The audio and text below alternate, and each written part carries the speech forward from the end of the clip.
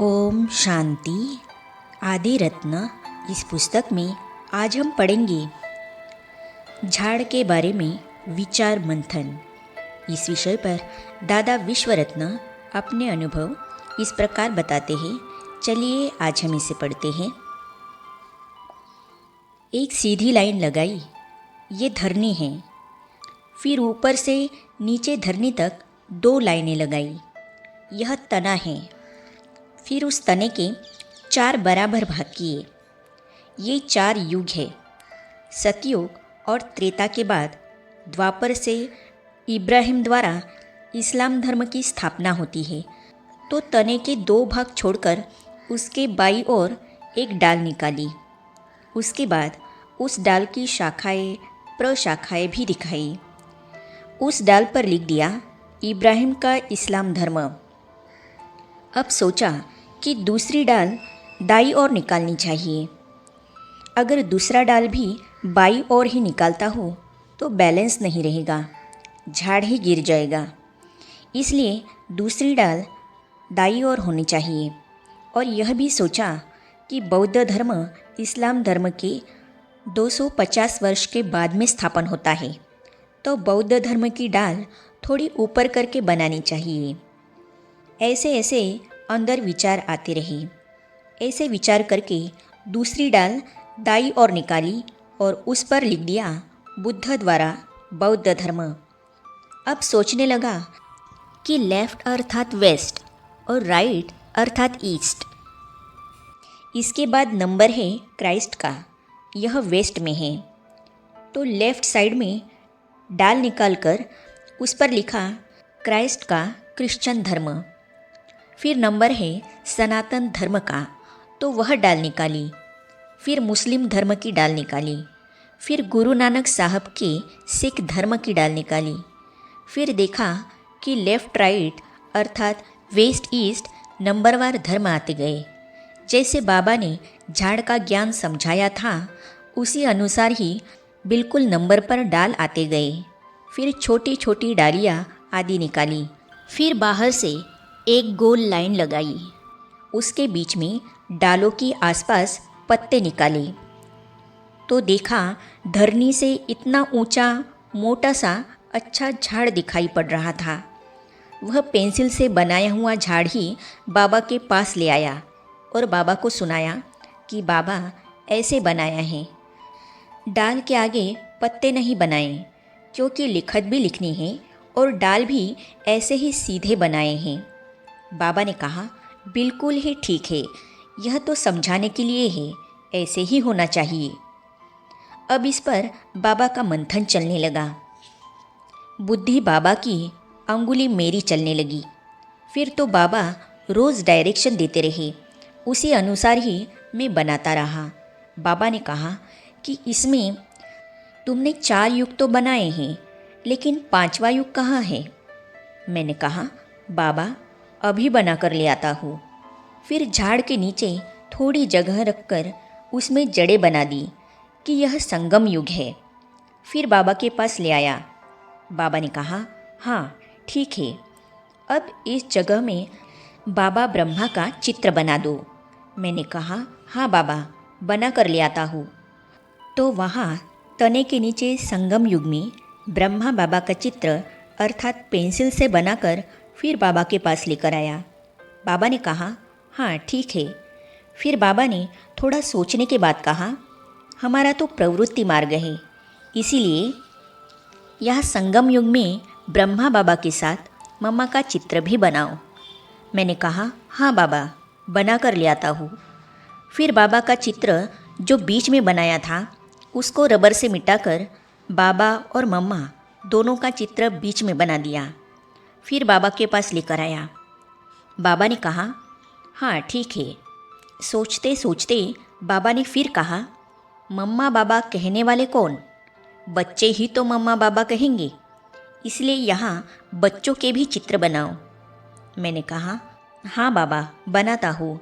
फिर मैंने बाबा को कहा बाबा बच्चे तो बहुत हैं, यहाँ कितने बच्चों को बिठाऊँ? बाबा ने कहा देखो बच्चों, 8 रत्नों की माला गाई हुई है, इसीलिए तुम यहाँ 8 बच्चों के चित्र बना दो, वे सभी बच्चों का प्रतिनिधित्व करेंगे। मैंने कहा, हाँ बाबा। फिर मैंने कहा, बाबा 8 बच्चों के नाम आप हमको बता दीजिए, उनके फ़ोटो लेकर मैं यहाँ लगा दूँगा। बाबा ने कहा, हाँ ये बात तुम्हारी ठीक है। अच्छा, आज नहीं कल मैं तुमको बताऊँगा। झाड़ में मम्मा बाबा के संग बच्चे। फिर बाबा ने संतरी दादी को बुलाया। संतरी दादी संदेशी थी, ध्यान में अव्यक्त बाबा के पास जाया करती थी। उसको बाबा ने कहा, जाओ बाबा के पास और सुनाओ कि यहाँ यह झाड़ बन रहा है, उसमें 8 बच्चों के चित्र बनाने हैं, तो कौन से बच्चे यहाँ बिठाए, उनके नाम आप बता दीजिए। फिर संतरी बहन अव्यक्त बाबा के पास गई और बाबा से 8 बच्चों के नाम ले आई और साकार बाबा को बताया। दूसरे दिन बाबा ने मुझे वे 8 नाम दिए। वे थे दीदी मनमोहिनी, दादी प्रकाशमणि, दादी ब्रिजेंद्रा, दादी ध्यानी, दादी शांतामणि, दादी ब्रजशांता, भाऊ विश्वकिशोर और विश्वरत्न। मैंने फिर 3 दादियाँ और एक भाई के फ़ोटो बाई तरफ और 3 दादियाँ और एक भाई की फ़ोटो दाई तरफ वहाँ संगम पर लगा दिए। ऐसे 8 बच्चों के फ़ोटो लगा दिए। ऐसे रोज़ रोज़ बाबा नई नई बातें बताता रहा। बाबा की बुद्धि चलती रही और मेरी बुद्धि को भी बाबा टच करते रहे और मेरी अंगुली में शक्ति भरते रहे। ज्ञान में आने से पहले यह आर्ट का काम मैंने कभी किया ही नहीं था। ब्रश भी कभी अपने हाथ में नहीं उठाया था। एक गांव का छोरा था, लेकिन करन करावन बाप हर बच्चे की जन्मपत्री को जानते हुए मुझ आत्मा द्वारा यह आर्ट का कार्य कराते रहे, शक्ति भी भरते रहे, जिससे इस कार्य में सफलता मिलती रही। झाड़ के बारे में बाबा की डायरेक्शन। फिर बाबा ने कहा, मम्मा बाबा के पीछे से कंबाइंड स्वरूप चतुर्भुज का चित्र बनाओ। मैं वह चतुर्भुज का चित्र बनाकर ले आया। फिर बाबा ने कहा, नया झाड़ जैसे उत्पन्न होता है तो पहले 2 पत्ते निकलते हैं, ऐसे यहाँ इस चतुर्भुज से 2 पत्ते अर्थात राधे कृष्ण निकलते हैं, ऐसे 2 पत्ते बनाओ। फिर वह राधे कृष्ण का चित्र बनाया। फिर बाबा ने कहा कि सतयुग की सीन बनाओ, गोल्डन महल बनाओ, त्रेता की भी सीन बनाओ, जिसमें राम सीता को बिठाओ। सतयुग त्रेता की वह सीन भी बनाई। फिर बाबा ने कहा, द्वापर से भक्ति मार्ग शुरू होता है तो भक्ति मार्ग के चित्र बनाओ। पहले शिवलिंग की पूजा होती है, फिर देवताओं की, फिर आगे चलकर कलयुग में झाड़ की भी पूजा होती है। ये सभी चित्र भी बनाता गया। फिर बाबा ने कहा, सृष्टि के अंत में ब्रह्मा बाबा का खड़ा चित्र बनाओ। वह भी बनाया। फिर बाबा ने कहा, हर धर्म की डाल की आदि में उनके डिवाइन फादर, उनके मस्जिद, गिरजाघर आदि पूजा के स्थान बनाओ। वे भी बनाए। फिर कहा, हर डाल से लटके हुए फल उनके फॉलोअर्स के निकालो। वह भी जिस जिस धर्म की डाल थी उन्होंने ऐसे ऐसे फॉलोअर्स अर्थात मनुष्य के रूप में के चित्र फल के रूप में लटकते हुए दिखाए। फिर बाबा ने कहा, कलयुग की छोटी डालियों में से भी एक डाली में गांधी का चित्र बनाओ, एक में जिन्ना का चित्र बनाओ। वे भी बनाए। फिर बाबा ने कहा, एटॉमिक वर्ल्ड वॉर का चित्र बनाओ और दोनों तरफ उन्हों को बिल्लों के रूप में दिखाओ, अर्थात 2 बिल्ले लड़ रहे हैं और माखन अर्थात नई सृष्टि की राजाई कृष्ण के हाथ में दिखाओ। आत्माएं कैसे मच्छरों सदृश अपने घर मुक्ति धाम में जा रही है वह भी दिखाओ।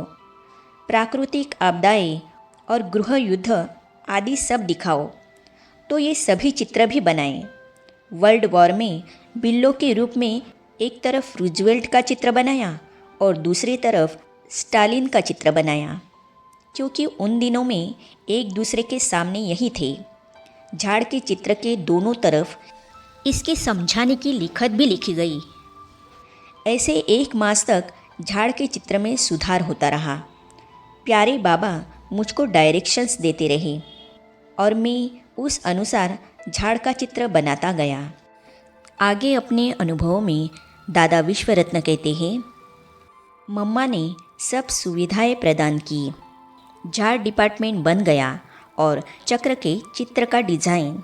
तो इन अनुभवों को हम पढ़ेंगे अगली कड़ी में।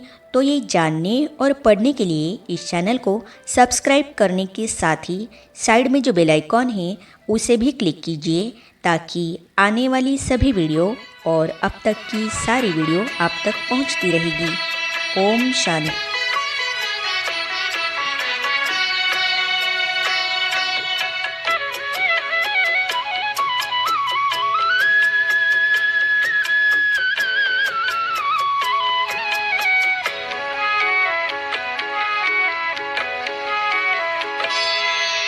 कदम कदम पर मदद तुम्हारी ये एहसास दिलाती है। कदम कदम पर मदद तुम्हारी ये एहसास दिलाती है। सोचो तुमको कौन मिला है, सोचो तुमको कौन मिला है, कौन तुम्हारा साथी है। कदम कदम पर मदद तुम्हारी